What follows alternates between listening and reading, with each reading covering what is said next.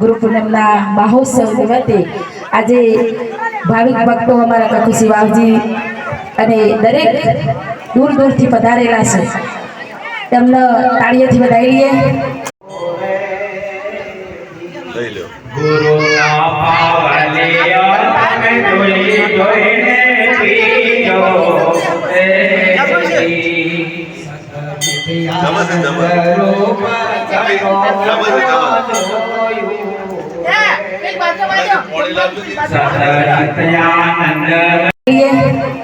અમારા અર્જુનભાઈ અને આજે જે માહોલ છે એ ગુરુનો છે એટલે દરેકના શરણોમાં મારા કોટી કોટી વંદન છે. આજે ગુરુ શિષ્યનું મિલન બાપુજીની વાત કરીને જન્મોનું પાપ પાડી જાય છે. એક ઘડી આદિમાં પૂરી આદ તુલસી સંગત સાધુ કી ટડી કોટી અપરાધ.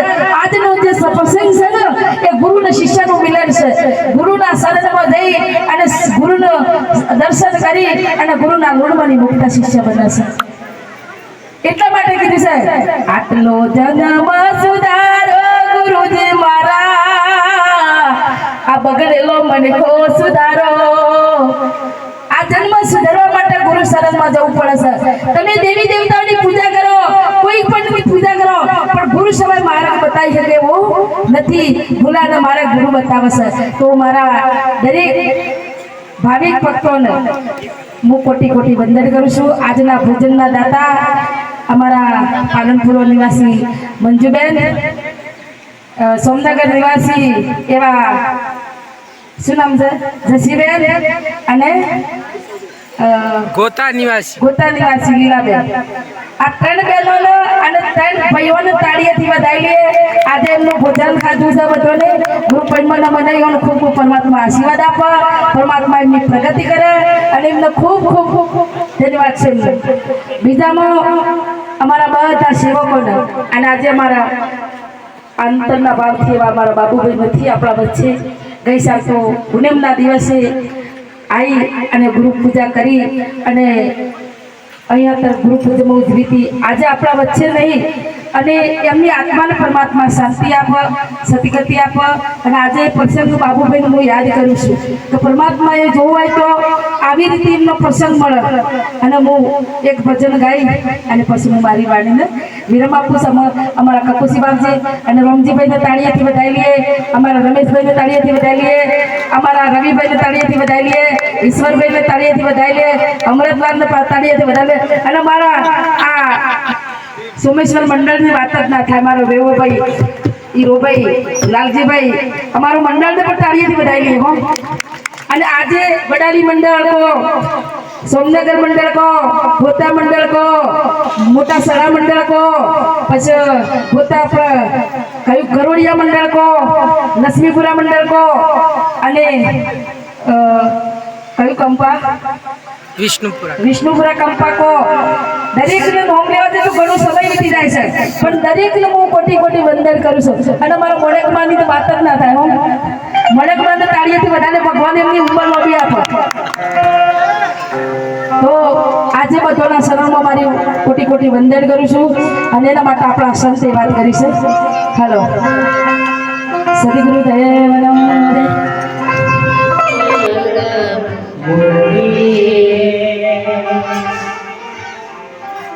હે ગુરુજી મંગલ મૂર્તિ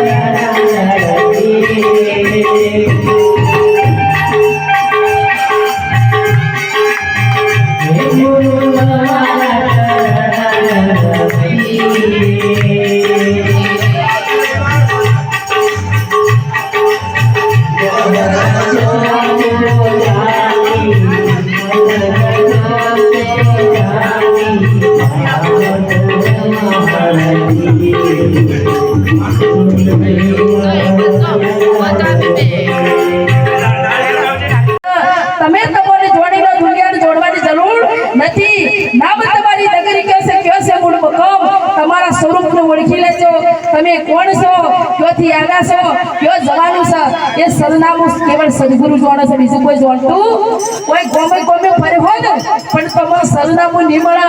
તમારો કાકા મળીએ, મમ્મા મળીએ, ભાઈ મળે, બાપો મળશે, પણ તમારો હાસુ કહેવા વાળો રસ્તો મળે.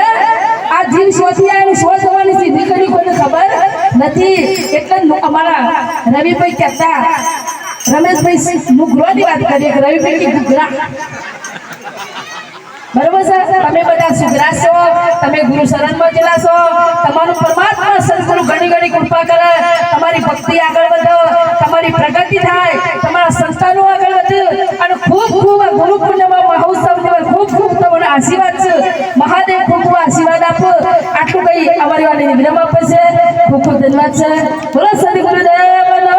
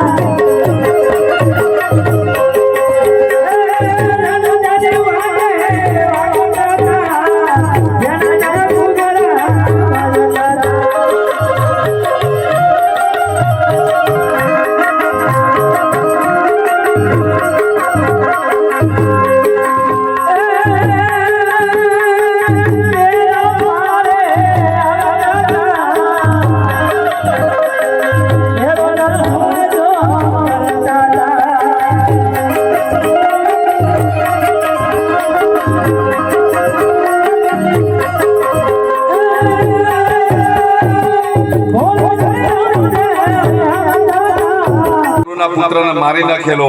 ભગવાને કીધું કે મારો એનો આત્મા જોઈએ. એ ક્યાં છે તું મને બતાવ. તો સંઘચૂરને મારી અને સંઘચૂર બોલ્યો કે તો યમપુરીમાં પહોંચી ગયા છે. તો સંઘચૂરને મારી અને એમની પાસે જે શંખ હતો એ ભગવાને લઈ લીધો.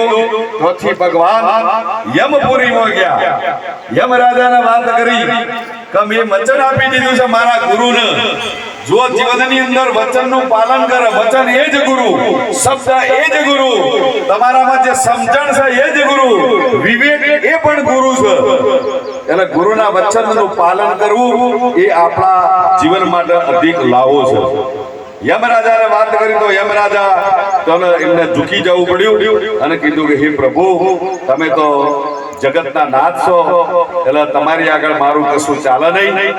આ એનો આત્મા આપી દીધો અને સ્વાદીપની ઋષિને ભગવાન દ્વારિકાધીશે એમનો પુત્ર પાછો આપ્યો. એ ગુરુ મહારાજ અને એમનો ધર્મપત્નીના આનંદનો કોઈ પાર ના રહ્યો. તમે જુઓ એ ગુરુ શિષ્યનો મહિમા. ઘણા બધા દાખલા છે. અર્જુન તો દ્રોણાચાર્યને અતિ પ્રિય હતા. અર્જુન મહારાજ એ અતિ પ્રિય હતા. તો ગુરુના માટે જેટલા બધા શબ્દો આપણે વાપરીએ એ ખરેખર ઓછા પડે. ગુરુ મળ્યા, જેસલ જાડેજાને તોડી રાણી ગુરુ મળી. જ્યારે હાથમાં મેખ મારાય જે પ્રસાદ વધ્યો અને કીધું કે તમે બે હાથ ભેગા કરો, પ્રસાદ લો. તો કે હું કઈ રીતે લ્યો? તો કે હાથ ભેગા કરી દો. એ દિવસથી આ પરંપરા ચાલી આવે છે. ડાબા હાથ ઉપર જમણો હાથ મૂકી આ પ્રસાદ લેવાની પરંપરા ત્યાંથી શરૂ થઈ. જેવો પ્રસાદ આપ્યો એનો હાથ હતો એવો ને એવો થઈ ગયો. જેસલ જાડેજા માટે તોડી રોણીનો પહેલો પરચો.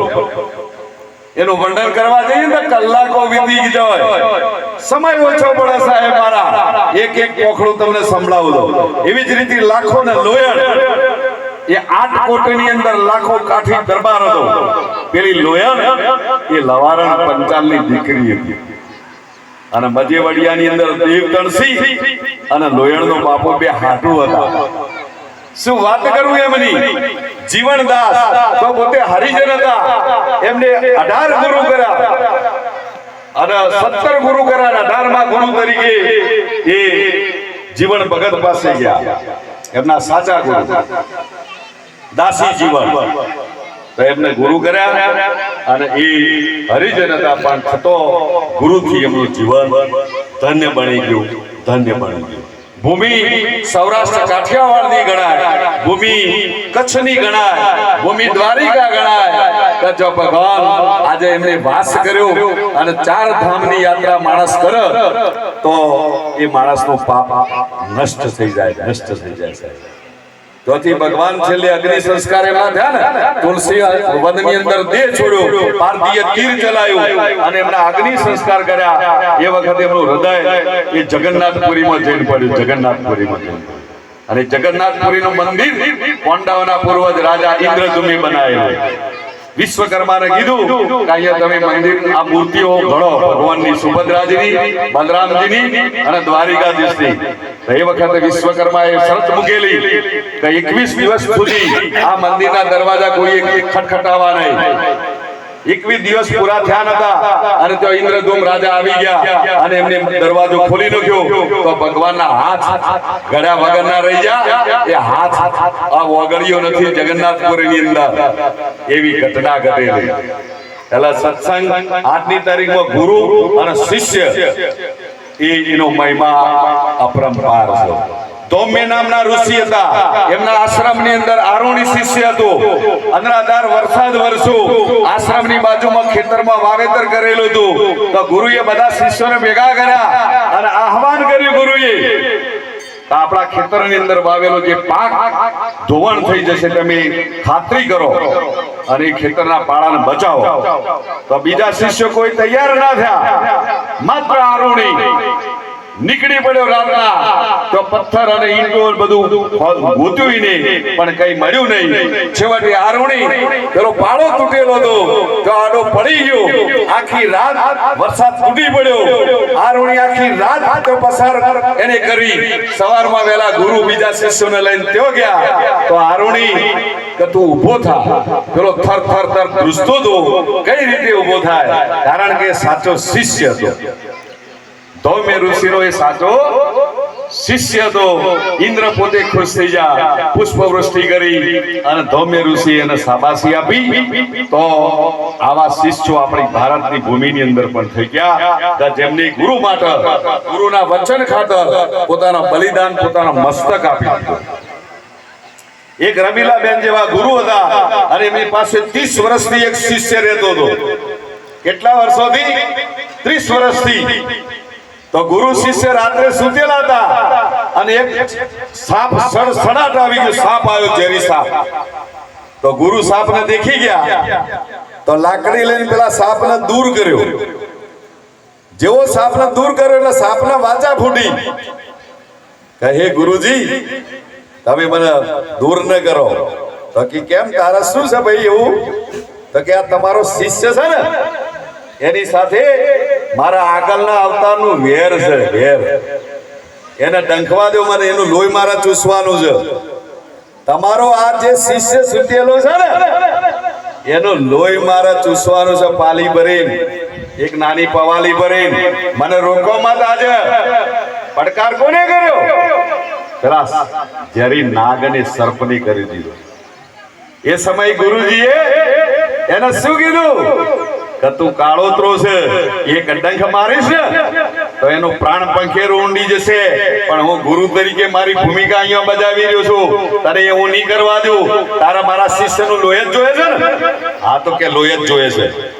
એક પવાલી ભરી, નાની સ્ટીલની પાલી ભરી મને લોહી આપી દો તમારા શિષ્યનો. બસ મારા વેરનો બદલો પૂર્ણ થઈ જશે. એ સમયે શિષ્ય સુતેલો છે. એક બાજુ નાગ ફણીધર ફૂણ ચડાઈને ઊભો છે.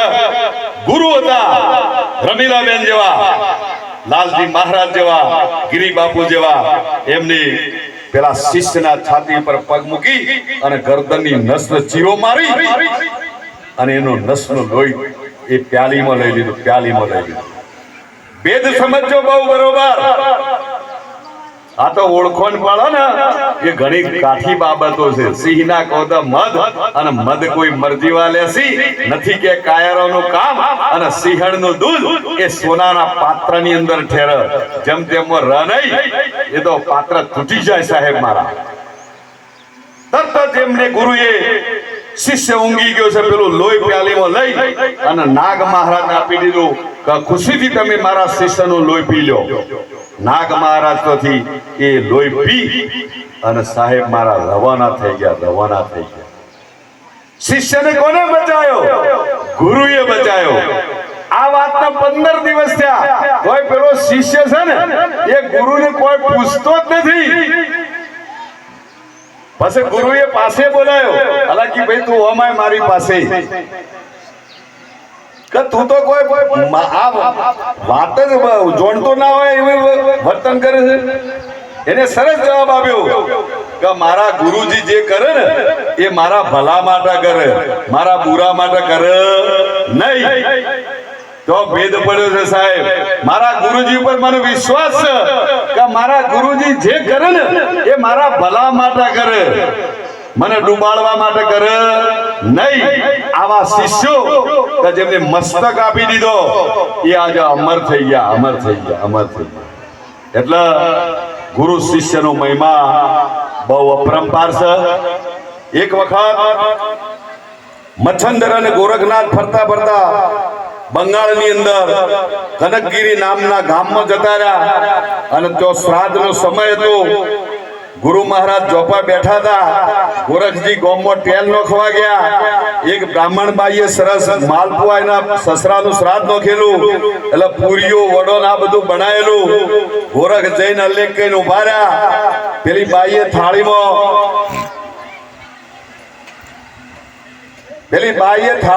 વડો આપ્યો. વડો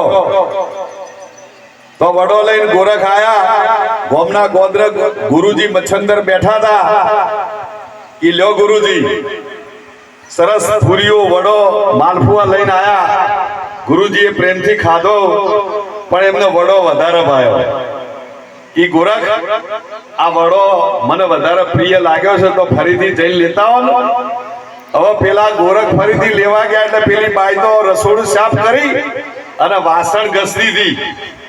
ગોરખ જઈને ત્યાં ઉભા રહ્યા એટલે કે કેમ ફરીથી આયા?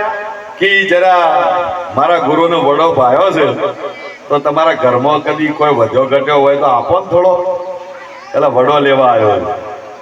કે તમે પાડતા નતા, હું વાસણ ઘસું છું એટલામાં નથી તમને ખબર પડતી? કે પણ હવે મારા ગુરુને ભાયો છે વડો, તો કે વડો તો આપું, પણ એના બદલામાં હું માંગુ એ વસ્તુ તમારે આલવી પડે. તો તરત જ ગોરખે એમની પોતાની જમણી ઓખ કાઢીને આપી દીધી. લોહી લવણે થઈ ગયા. પેલી બાઈ થરથર કંપવા મળી. થાળીની અંદર વડો હતો, એ લઈને થાળી આપી દીધી. ગોરખ હતા એ વડો લઈને ત્યાં ગયા તો લોહી લવણ દશામાં પેલા ગુરુએ જોયા ગોરખને. તો કે ગોરખ આ દશા, તો કે આ બાઈએ મારી ઓખની માગણી કરી એટલે તમારા ખાતર મેં મારી ઓખ આપી દીધી. એ લાય તારી ઓખ મને આપ. તો ગુરુએ ઓખ લઈ એટલે જે ઓખનો ભાગ હતો એ સાફ કરી અને ઓખ હતી એવી ને એવી કરી દીધી. એ ગુરુ, એવા સાચા ગુરુ અને સાચા ચેલાઓથી આજે નભો મંડળ ટકી રહેલું છે. બોલો સોમેશ્વર ભગવાનનો જય.